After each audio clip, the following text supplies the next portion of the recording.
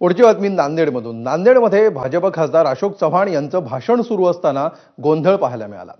आरक्षण उपवर्गीकरण तात्काळ लागू झालं पाहिजे अशी मागणी करत लोकस्वराज्य संघटनेच्या पदाधिकाऱ्यांनी गोंधळ घातला।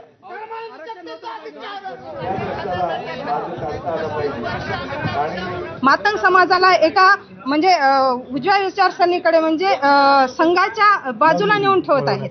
म्हणून ह्या साहित्य संमेलनाला माझा सक्त विरोध आहे आणि असणार पण आहे।